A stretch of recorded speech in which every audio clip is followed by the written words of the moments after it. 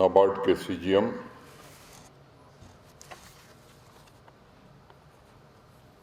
AP Singh ji, NS Rathore जी,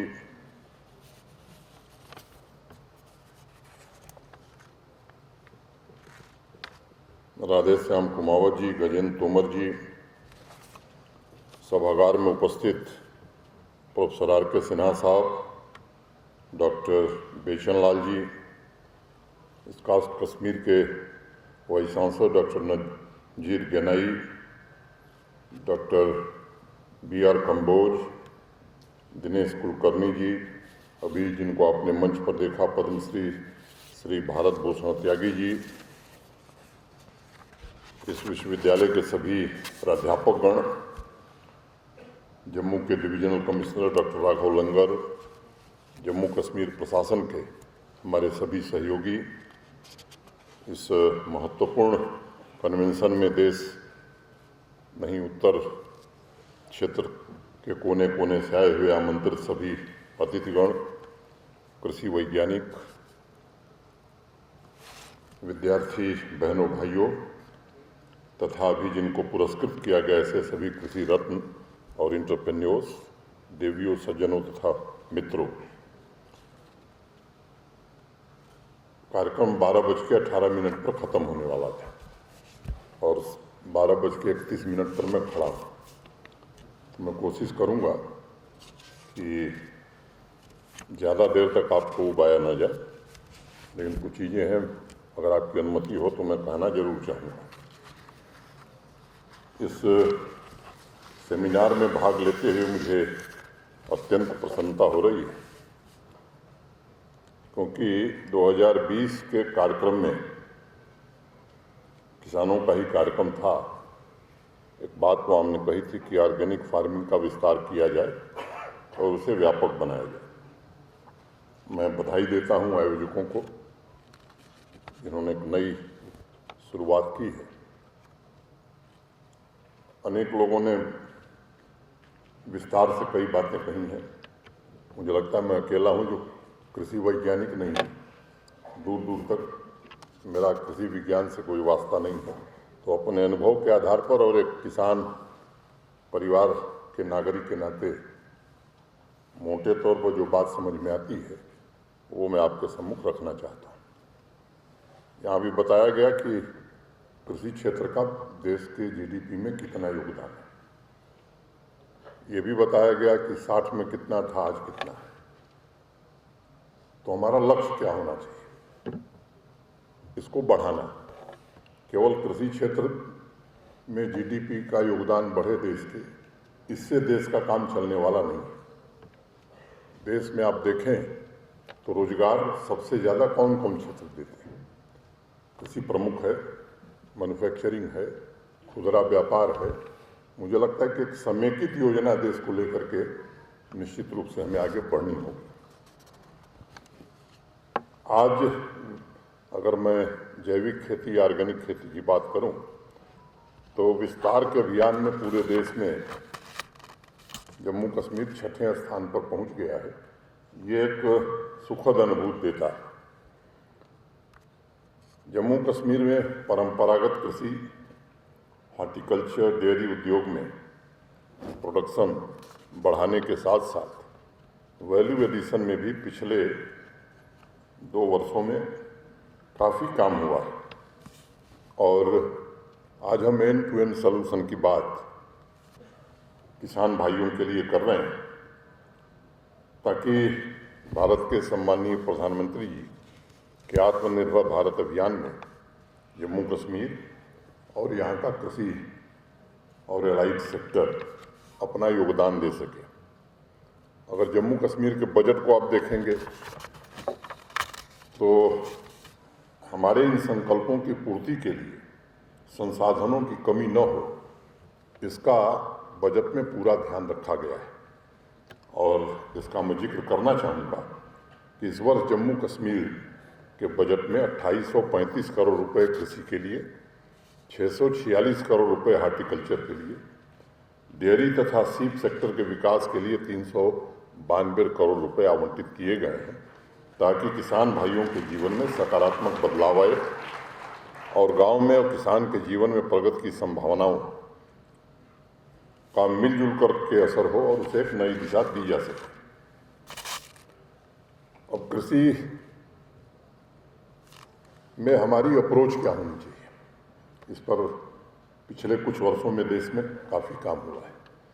कृषि वैज्ञानिक मुझे लगता है कि इस विषय पर बंटे हुए हैं, जो मैंने थोड़ा बहुत पढ़ने की कोशिश की है, लेकिन अब ये सही समय है कि एक मुकम्मल नीति देश को बनानी होगी।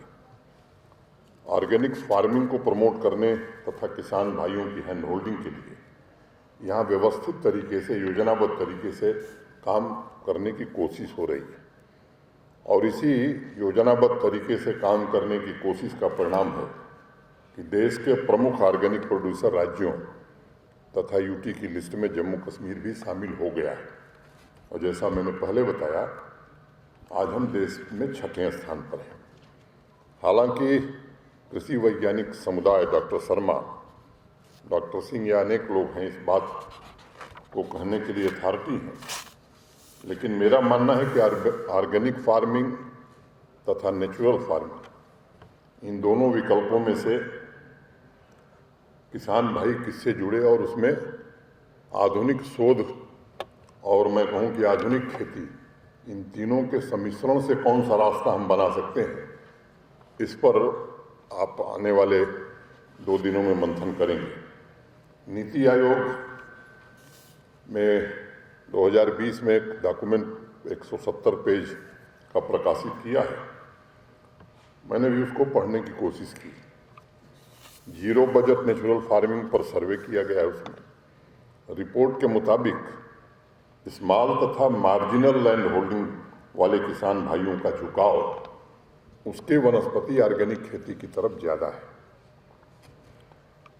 कृषि मंत्रालय की 2019 की जो रिपोर्ट है, उसके मुताबिक 85% किसान भाई हमारे स्मॉल और मार्जिनल फार्मर की श्रेणी में आते हैं और उसमें भी 68.5 माने लगभग 68-69% के आसपास औसतन 0.38 हेक्टेयर जमीन उनके पास है। नीति आयोग की जो रिपोर्ट है उसमें कहा गया है कि कम जोत की खेती की वजह से ज़्यादातर किसान जोखिम नहीं लेना चाहते और खेती के जो अन्य विकल्प उपलब्ध हैं उन्हें चुनने में बहुत ही सावधानी बरतते हैं। मुझे लगता है कि अब ये कृषि वैज्ञानिकों की जिम्मेदारी है कि वो सही जानकारी लोगों तक पहुंचाएं, एक स्पष्ट नीति भी देश के सामने हो और जो भी डिसइंफॉर्मेशन उनके बीच है उसे प्रभावी तरीके से कैसे काउंटर किया जा सकता है। छोटे किसान भी प्राकृतिक खेती का लाभ कैसे उठा सकते हैं और अपनी आजीविका और अपने परिवार का भरण पोषण भी कैसे कर सकते हैं। एक साथ पूरे हिस्से में प्राकृतिक खेती या ऑर्गेनिक खेती किसान शुरू करे या छोटे से हिस्से से शुरुआत करके उसे प्रेरित करके आत्मनिर्भर बनाने की दिशा में हम काम करें, ये कई प्रश्न हैं जिस पर आप आने वाले 2 दिनों में चर्चा करेंगे और फिर धीरे धीरे इस स्केल को बढ़ावें और बड़ी भूमि का क्षेत्रफल इसमें हम आने वाले दिनों में शामिल कर सकें। किसान भाइयों को आज ये समझाने की ज़रूरत है कि अगर ज़मीन ही उपजाऊ नहीं होगी, ये बात सच है, केमिकल फर्टिलाइजर, पेस्टिसाइड, इंसेक्टिसाइड के दबाव से जब जवाब दे देगी तो फिर क्या होगा। सारी दुनिया आज क्लाइमेट चेंज की चुनौतियों से दो चार हो रही है। पानी का स्रोत बताया डॉक्टर JP शर्मा ने, साथ छोड़ता जा रहा है, अगर छोड़ दिया तो क्या होगा। ऐसी स्थिति में विकल्प क्या बचता है, वापस हम प्राकृतिक खेती की तरफ लौट जाएं, जो मॉडर्न तकनीक है उसका भी उसमें पॉजिटिव तरीके से कैसे इस्तेमाल करें। आज ये सब समय की आवश्यकता है कि ज़्यादा से ज़्यादा किसान भाई डाइवर्सिफिकेशन पर भी ध्यान दें, जैविक ऑर्गेनिक खेती के साथ साथ मुझे लगता है पशुपालन, मधुमक्खी पालन, मछली पालन, इस तरह के विकल्पों पर ज़्यादा जोर दिया जाए। और मुझे लगता है कि खेती में एकीकृत दृष्टिकोण अपनाने से ही हम ग्राम स्वराज तथा अन्न स्वराज की स्थापना कर सकते हैं। अगर प्राचीन काल की बात मैं करूं तो वेदों ने भी हमें आगाह किया था कि मिट्टी के साथ कोई छेड़छाड़ नहीं होनी चाहिए, नहीं तो उसकी जीवटता समाप्त हो जाएगी। लंबे समय तक यदि उत्पाद की गुणवत्ता बरकरार रखनी है तो मिट्टी और उसके सहजीवी संबंधों पर विशेष ध्यान देने की जरूरत बराबर रहेगी। और इसलिए मुझे लगता है कि जैव विविधता तथा मिट्टी के पुनर्जीवित करने के लिए लोगों की स्वास्थ्य सुरक्षा बनाए रखने के लिए ये सच है कि प्राकृतिक खेती और जैविक खेती के अलावा विकल्प मौजूद कम है। इस विषय पर सालों से मैं ये बात कहता रहा हूँ कि कहीं न कहीं नेचुरल फार्मिंग तथा ऑर्गेनिक फार्मिंग के मिले जुले स्वरूप को विकसित करने की जरूरत है और उसमें आधुनिक विज्ञान को भी जोड़ने की जरूरत है, जिससे किसान भाइयों को अपने उत्पाद की प्रीमियम कीमत मिल सके।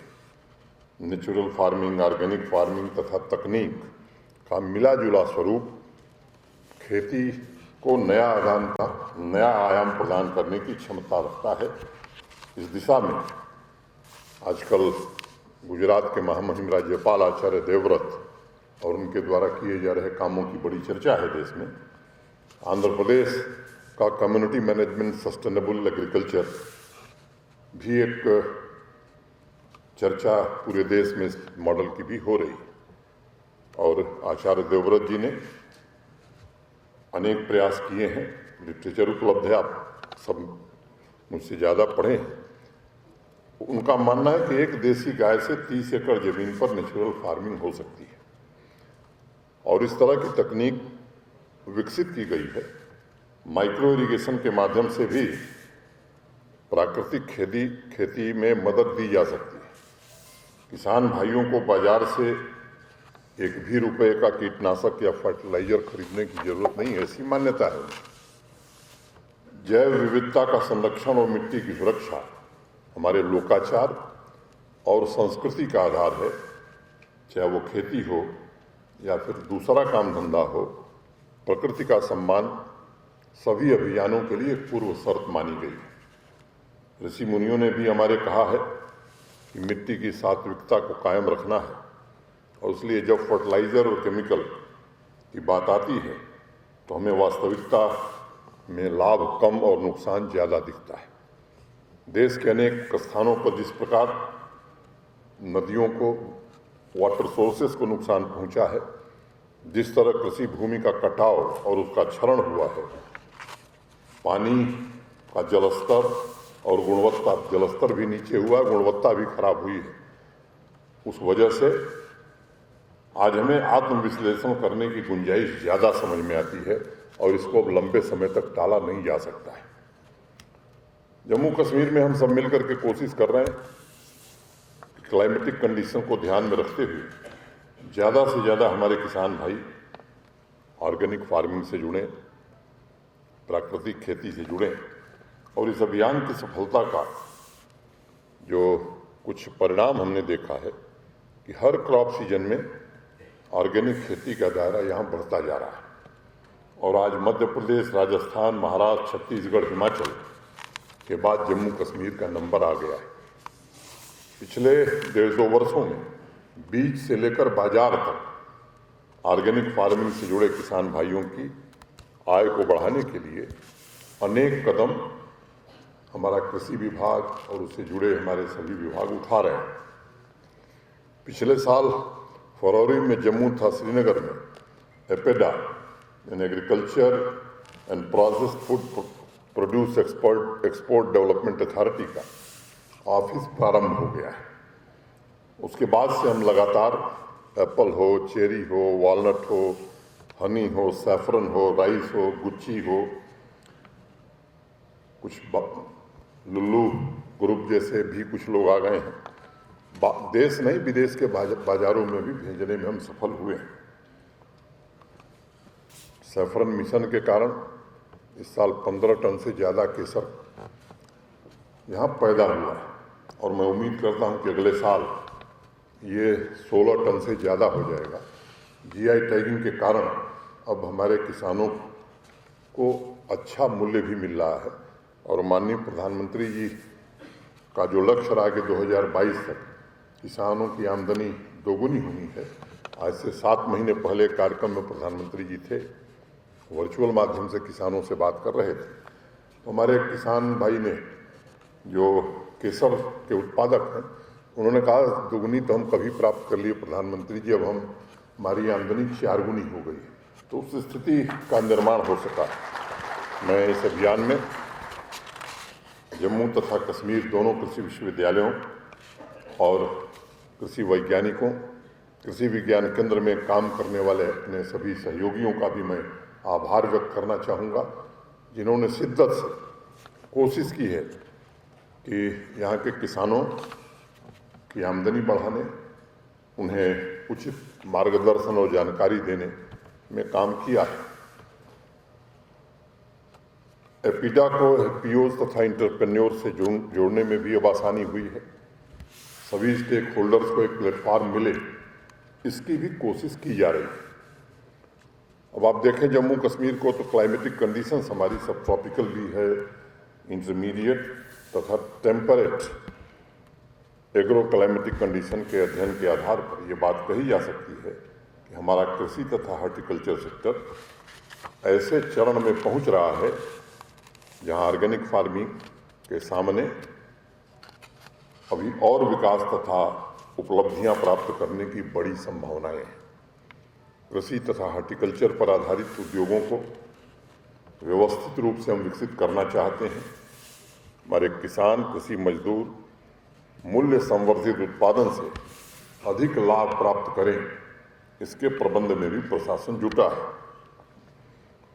ऑर्गेनिक और नेचुरल फार्मिंग की पूरी क्षमता के उपयोग के लिए आवश्यक है कि हम नेशनल तथा इंटरनेशनल मार्केट की आवश्यकताओं का अध्ययन भी करें और उसको ध्यान में रखते हुए स्थानीय संसाधनों का सावधानी से इस्तेमाल हो और आधारभूत ढांचा भी हमें ऐसा बनाना पड़ेगा विभिन्न प्रणालियों का जिससे विकास हो सके। आज market linkage, mechanisation, organic farming के मिले जुले स्वरूप के साथ हमने प्रति किसान आय में भी महत्वपूर्ण उपलब्धि हासिल की है। और जैसा जेपी शर्मा साहब बता रहे थे, देश के जो 5 टॉप 5 स्टेट्स हैं उनकी लिस्ट में जम्मू कश्मीर अब शामिल हो गया है और पंजाब हरियाणा के बाद अब हमारा ही नंबर है। ये पिछले 1.5 वर्षों में हमने हासिल किया और इसलिए जम्मू कश्मीर पूरे देश में एक बड़ी कृषि तथा हॉर्टिकल्चर की शक्ति बनकर उभरने वाला है। पैदावार का रिकॉर्ड कायम करना हो और मुझे याद है कि जब मैं यहाँ कार्यभार ग्रहण किया था तो मिल्क डेफिसिट स्टेट के नाते हम जाने जाते थे। आज हम मिल्क का प्रोडक्शन भी हमारा काफ़ी अच्छा हो रहा है और मैं पूरी तरह से आश्वस्त हूँ कि इस वर्ष में हम मिल्क सरप्लस स्टेट निश्चित रूप से हो जाएंगे। केवल मिल्क का प्रोडक्शन हम नहीं बढ़ा रहे हैं, उसकी प्रोसेसिंग पर भी समान रूप से चिंता की जा रही है। फूड प्रोसेसिंग तथा स्टोरेज की क्षमता बढ़ाने पर भी निरंतर काम हम कर रहे हैं। और अगर मैं आपको एक आंकड़ा बताऊं तो आज से 2 साल पहले जम्मू कश्मीर की स्टोरेज क्षमता 1 लाख मीट्रिक टन थी और 2 वर्षों में हमने 1 लाख मीट्रिक टन अतिरिक्त क्षमता बढ़ाई है और आने वाले 2 वर्षों में 2 लाख मीट्रिक टन क्षमता हम और बढ़ाने जा रहे हैं। मैं समझता हूं कि अनेक इस तरह की उपलब्धियां हमारे प्रशासन के सभी सहयोगियों, कृषि वैज्ञानिकों तथा सबसे बड़ा श्रेय मैं किसान भाइयों को दूंगा, जिनके संकल्पबद्ध प्रयासों की बदौलत संभव हो पाया है। मैं कृषि वैज्ञानिकों को, सभी संस्थानों को विशेष रूप से साधुवाद देना चाहूँगा। आपको जानकर आश्चर्य होगा कि लगभग 1.25 लाख करोड़ रुपए प्रतिवर्ष सरकार फर्टिलाइजर की सब्सिडी पर खर्च कर रही है, जम्मू कश्मीर में पूरे देश की तुलना में ये सच है कि फर्टिलाइज़र का इस्तेमाल कम होता है, फिर भी वर्तमान में 3,352 मीट्रिक टन हमारा वर्तमान आंकड़ा है। और मैं अपने कृषि वैज्ञानिकों से अनुरोध करूंगा कि इन 2 दिनों में सेमिनार में अगर हम ये तय कर सकें, लक्ष्य तय कर सकें कि आने वाले 2 वर्षों में हम इसे कितना नीचे ला सकते हैं, क्योंकि बिना लक्ष्य तय किए मैं समझता हूं कि हम प्राप्ति नहीं कर सकते। और मुझे लगता है कि राष्ट्र कृतज्ञ है भारत के वर्तमान प्रधानमंत्री श्रीमान नरेंद्र मोदी जी का, जिन्होंने ऑर्गेनिक फार्मिंग को बढ़ावा देने के लिए केमिकल फ्री फार्मिंग अभियान की शुरुआत की और ऑर्गेनिक फार्मिंग को आज मैं कह सकता हूं कि जन आंदोलन का स्वरूप दिया है। और उनके प्रयासों की बदौलत लाखों किसान भाइयों के जीवन में बड़ा बदलाव आया। आज ऑर्गेनिक फार्मिंग के लिए भारत सरकार द्वारा विभिन्न स्कीमें चलाई जा रही हैं। 9 अलग अलग तरह की स्कीमें हैं जिनमें किसान भाइयों को इंसेंटिव दिए जा रहे हैं। इसके विवरण में मैं नहीं जाना चाहता हूँ। हॉर्टिकल्चर से कोई किसान जुड़ना चाहता है, उसके लिए 11 योजनाएं, स्कीमें भारत का कृषि मंत्रालय चला रहा है। ज़्यादा लागत वाले फल अगर कीवी, पैशन फ्रूट लगाना चाह रहे हैं तो प्रति हेक्टेयर 2 लाख रुपए की सहायता दी जा रही है। ऑर्गेनिक खेती के साथ साथ ड्रिप इरिगेशन अगर आप अपनाना चाहते हैं, उसके लिए अलग से धनराशि दी जा रही है। मशरूम कल्टीवेशन में विशेष रूप से प्रधानमंत्री जी की रुचि रही है और उसके कारण एक नई योजना शुरू हुई है। पब्लिक सेक्टर को 20 लाख रुपए प्रति प्रोडक्शन यूनिट तथा प्राइवेट सेक्टर को 8 लाख रुपए प्रति यूनिट की सहायता इसमें भी दी जा रही है। कंपोस्ट यूनिट आप लगाना चाहते हैं, उसमें भी 8 लाख रुपए की आर्थिक सहायता दी जा रही है। मेरे पास लंबी लिस्ट है, मैं पढ़ूं, इससे बेहतर है कि आप सब मुझसे आग्रह होगा कि और इस बात को हमें लोगों तक पहुंचाना है। ये दायित्व हमारे कृषि विभाग, हॉर्टिकल्चर विश्वविद्यालय और कृषि विज्ञान केंद्रों को ये भार उठाना ही पड़ेगा। और मैं बात कह सकता हूँ कि पारंपरिक खेती को पुनर्जीवित करने का इससे बढ़िया समय अब हो नहीं सकता है। और अगर इसे गोल्डन पीरियड कहा जाए तो शायद अतिशयोक्ति नहीं होगी। जम्मू कश्मीर के छोटे किसान भाइयों को इसका लाभ मिल सके, इसलिए आवश्यक है कि इन सभी योजनाओं की जानकारी मुकम्मल तरीके से सहज भाषा में, क्योंकि एक कठिनाई हमारी दूसरी हो जाती है। जितने हमारे शोध वैज्ञानिक हैं, अंग्रेजी में ही उनके जर्नल्स आते हैं, रिसर्च पेपर्स आते हैं, थोड़ा मेहनत करते हैं तो हिंदी तक आ जाते हैं। मुझे लगता है कि किसान को जो भाषा समझ में आवे, उस जिम्मेदारी को हमें उठाना होगा। अगर लोग डोगरी बोलते हैं, उर्दू बोलते हैं, 3 भाषाओं में भी हमें मटेरियल उपलब्ध कराना होगा। हाई डेंसिटी प्लांटेशन के लिए भी विशेष अभियान हम सब चला रहे हैं, उनके लिए आर्थिक सुविधा मुहैया करा रहे हैं। 1 डिस्ट्रिक्ट 1 प्रोडक्ट की चर्चा हुई है। एंटरप्रेन्योर्स जो फूड प्रोसेसिंग यूनिट लगा रहे हैं, उनके लिए भी हम आर्थिक सहायता दे रहे हैं। और इस वर्ष हमने लक्ष्य रखा है कि उन्नत किस्म के बीज 9 लाख किसानों को प्रशासन, सरकार की ओर से हम देंगे। ये इस काम भी हम कर रहे हैं। 50 गाय या भैंस की डेयरी का कोई उद्योग लगाता है तो उसे 50% सब्सिडी हम देते हैं। और बहुत से किसान भाइयों ने डेयरी उद्योग लगाया है, जिससे उनकी आय भी काफ़ी बढ़ी है। नई योजनाओं के माध्यम से न केवल हम अपने हॉर्टिकल्चर तथा कृषि क्षेत्र को आधुनिक बनाने की कोशिश कर रहे हैं, बल्कि बैंकिंग व्यवस्था तथा फसल बीमा को भी ग्रामीण क्षेत्रों में ठीक से लागू किया जाए, इसकी कोशिश प्रारंभ हुई। आपदा और जोखिम के समय भी किसान कठिनाई में न रहे, इसके लिए शिद्दत से प्रयत्न किया जा रहा है। बहुत बार ऐसा होता है कि मार्केट फोर्सेस की वजह से किसान मजबूरन कम कीमत पर अपना उत्पाद बेचता है। और प्रधानमंत्री जी के मार्गदर्शन में ऐसी परिस्थितियां बनाने की हम कोशिश कर रहे हैं, ये स्थिति यहाँ के किसान को न झेलनी पड़े।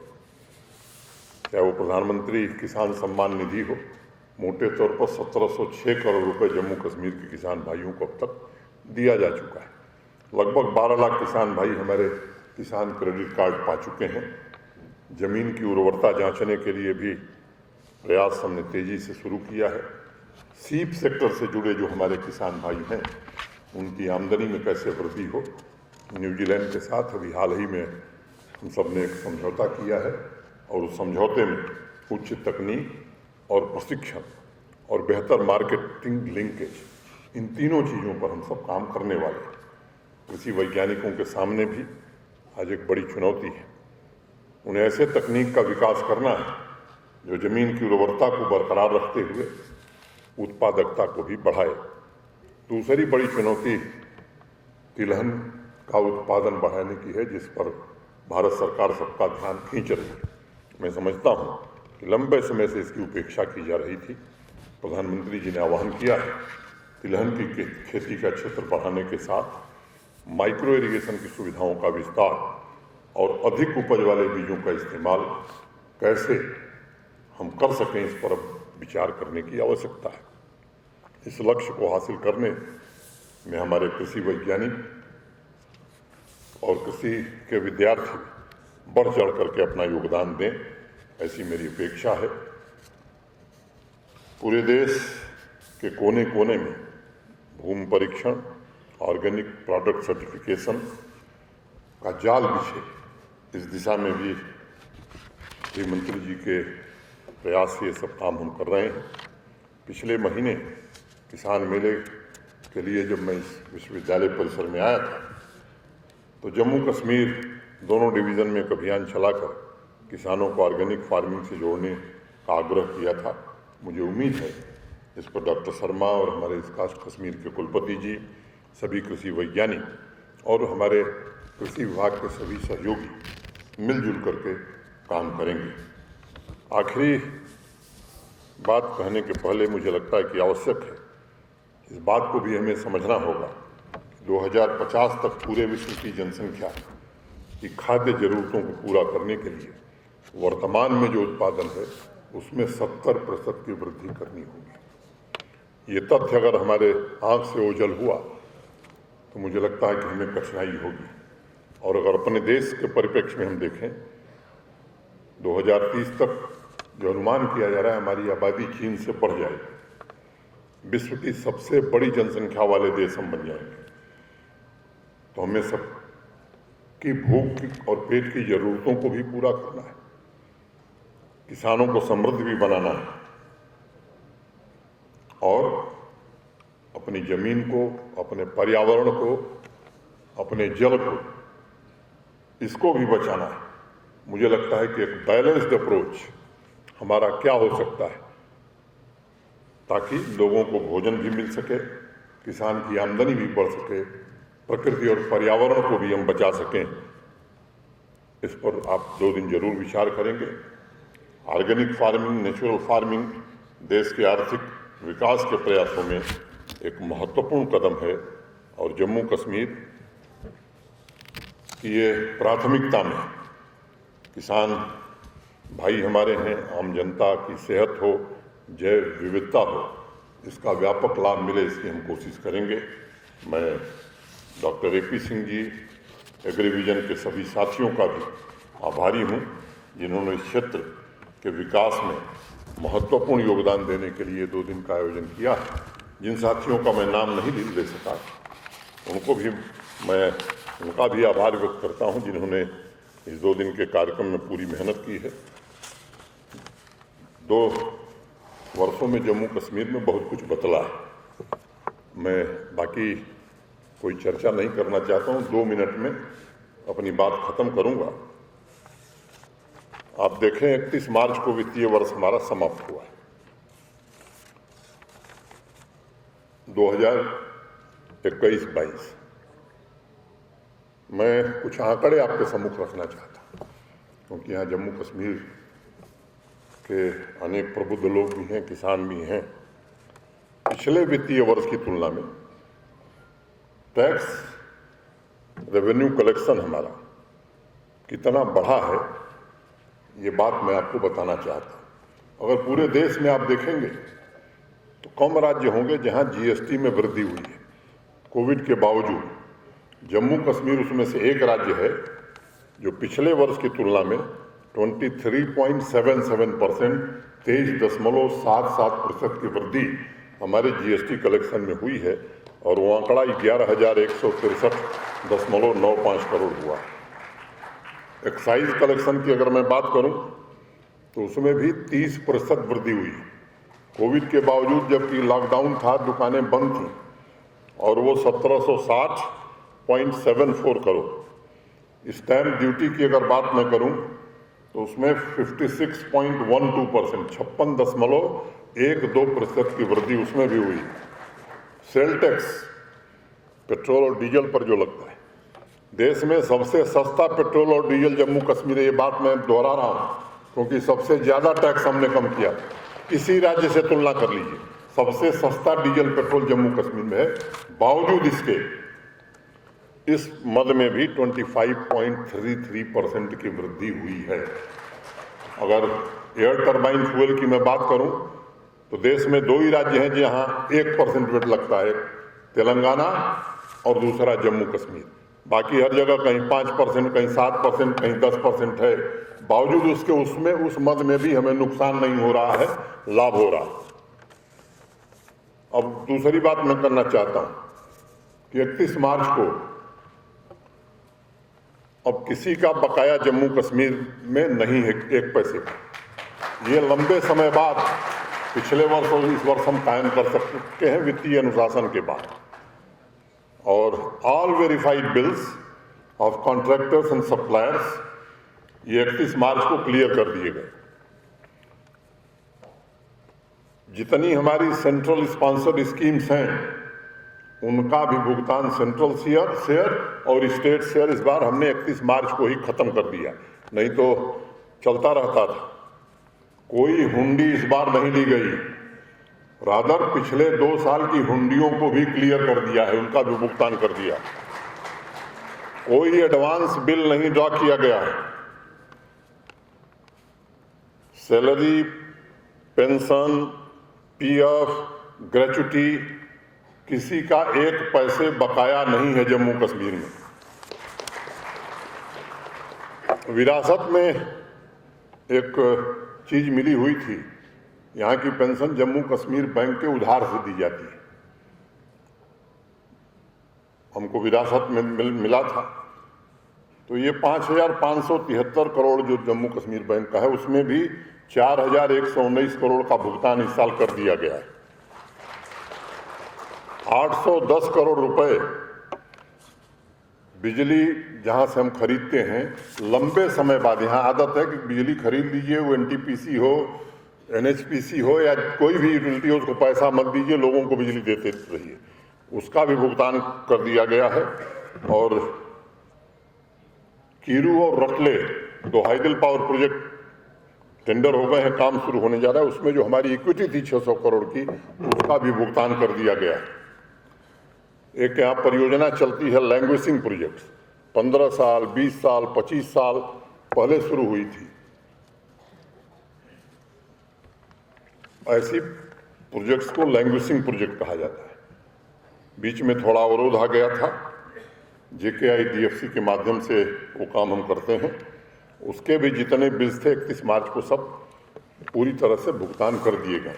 और अंतिम बात कह करके पिछले वर्ष की तुलना, वित्तीय वर्ष की तुलना में 2600 करोड़ रुपया हम बिजली में रेवेन्यू अर्जित करते हैं और 6,000 करोड़ की बिजली खरीदते हैं, मैंने 3400 करोड़ का घाटा रहता है। इस साल 2600 की तुलना में 3200 करोड़ रेवेन्यू हमारा आया है और हमने लक्ष्य तय किया कि आने वाले 3-4 वर्षों में इस घाटे को भी पूरा करेंगे। अंतिम बात, 2018 में जितना पैसा प्रोजेक्ट के लिए खर्च हुआ था, उतना ही पैसा खर्च करके 2021 में 22,000 परियोजनाएं पूरी हुई और इस वित्तीय वर्ष में उससे 10% इजाफा करके 48,000 परियोजनाएं हमने पूरी की हैं। इससे आप कल्पना कर सकते हैं कि अगर वित्तीय अनुशासन हो तो काम किस तरह से। हाँ, उन लोगों को दिक्कत जरूर हुई है जो इस स्वभाव के नहीं थे, इस व्यवस्था में काम करने के आदि नहीं थे, क्योंकि ई टेंडर होगा, एडमिनिस्ट्रेटिव अप्रूवल जरूरी है। मुझे लगता है कि एक बड़ा वर्ग है जो लंबे समय से इसका आदी था, उसको थोड़ी तकलीफ है। धीरे धीरे वो भी सुधर जाएंगे, ऐसा मैं मानता हूँ। फिर से एक बार जिन साथियों ने इस आयोजन को किया है, मैं उनको हृदय से साधुवाद देता हूँ और उम्मीद करता हूँ कि 2 दिनों के आपके मंथन से एक ऐसा अमृत निकलेगा जो जम्मू कश्मीर, उत्तर क्षेत्र और भारत के किसानों के जीवन में बड़ा बदलाव करेगा। बहुत बहुत धन्यवाद। नमस्कार। जय हिंद।